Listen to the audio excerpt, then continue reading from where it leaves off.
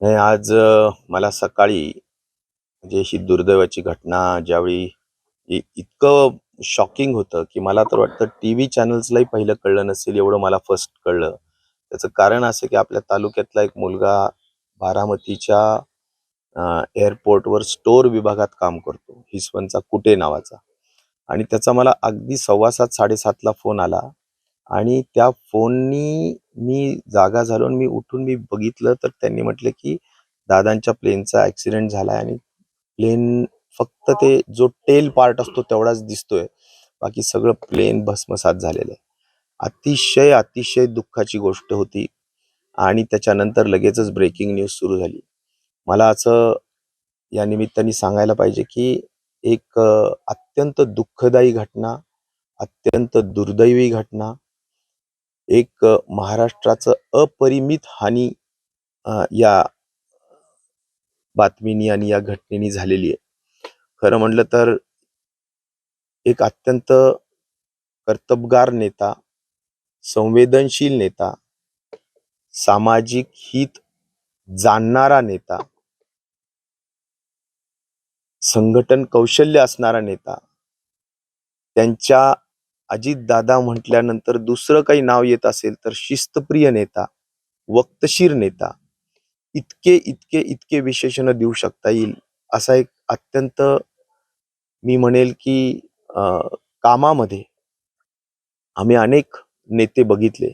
पण सकाळी 7 वाजता मीटिंग सुरू होणार म्हणजे होणार, असा नेता अजितदादांच्या व्यतिरिक्त अजून आम्ही पाहिलेला नाही. आणि त्यामुळं प्रचंड कामाचा उरक असणारा व्यक्ती, सामान्य माणसाशी, शेतकरी कुटुंबाशी, तरुणांशी नाळ जुडलेला नेता म्हणून त्यांना त्यांची ओळख महाराष्ट्राभर आहे. त्यामुळंच त्यांची लोकप्रियताही तशी होती. सगळ्यात महत्त्वाचा वैशिष्ट्यपूर्ण गुण म्हणजे रोखठोक बोलणारा. जे बोलेल ते करणारा. अशी त्यांची ख्याती होती आणि ती त्यांनी त्यांच्या कार्यातून सिद्ध केलेली होती. मी तर माझ्या तर मंत्रिमंडळाच्या प्रत्येक टप्प्यामध्ये, माझ्या जीवनाच्या प्रत्येक टप्प्यामध्ये त्यांनी माझ्या दादा म्हणजे वडील भाऊ या पद्धतीनंच त्यांनी खऱ्या अर्थाने आम्हाला खूप आधार दिला, खूप साथ दिली, खूप मार्गदर्शन केलं. जीवनात काय चांगलं, काय वाईट हे सगळं सांगण्याचा त्यांनी खूप प्रामाणिक केला आणि कसं संघर्षशील परिस्थितीमध्ये सुद्धा संघर्ष केला पाहिजे, या बाबतीतली संपूर्ण एका मोठ्या भावाची त्यांनी कल्पना राबवली. मला मला एवढ्या या निमित्ताने एवढं सांगायचं की माझ्या जेवढ्या संस्था आहेत, त्या सगळ्या संस्थेचं उद्घाटन हे त्यांनी केलेलं आहे. आमच्या डिस्टिलरीज असो, कारखाने असो, सगळ्या क्षेत्रात त्यांनी खूप मार्गदर्शन केलेलं आहे.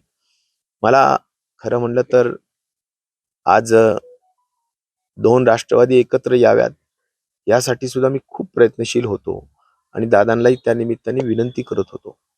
आज शेवटची भेट माझी त्यांची मी असं म्हणेल, की जे कृषी प्रदर्शन झालं होतं, त्या दिवशी त्यांनी मला स्वतः ईव्ही कारमध्ये बसवून प्रत्येक स्टॉलवर जाऊन माहिती दिली, प्रत्येक गोष्ट शेअर केली. खूप अभिमानाने सगळ्या गोष्टी ते सांगत असायचे आणि मला वाटतं, की एक खूप जवळचं घट्ट नातं हे अजितदादाचं माझं होतं आणि मला वैयक्तिक माझ्या कुटुंबाला मला प्रचंड त्याचं दुःख आहे आणि राष्ट्रवादीला तर कधीच भरून न येणारं हे नुकसान झालेलं आहे. मी या प्रसंगी माझ्या कुटुंबाच्या वतीनं, माझ्या वतीनं मनापासूनच्या तीव्र दुःखद भावना व्यक्त करतो. अ, मृतात्म्यास चिरशांती लाभो ही ईश्वराला प्रार्थना करतो आणि त्यांचा परिवार, सुनेत्रा वहिनी असतील, पार्थ असेल, जय असेल आणि संपूर्णच पवार परिवार, आदरणीय शरद पवार साहेब असतील, या वयात त्यांना झालेलं हे दुःख, सुप्रियाताईंना झालेलं हे दुःख, मला वाटतं की हे कधीच भरून न निघणारं दुःख आहे. त्यामुळे या दुःखातून सावरण्याची ताकद सुद्धा ईश्वराने त्यांना द्यावी, अशी माझी या निमित्ताने प्रार्थना करेल. आणि मला असं वाटतं की पवार साहेबांनी हे कसं आता सांभाळतील याची मला कल्पना सुद्धा पुढे येत नाहीये की कसा सगळा हा डोलारा पुढे जाऊ शकेल. तर या निमित्ताने मी फक्त एवढंच सांगेल की माझ्याजवळ शब्द नाहीयेत आणि मी म्हणून निशब्दपणे या ठिकाणी थांबतो.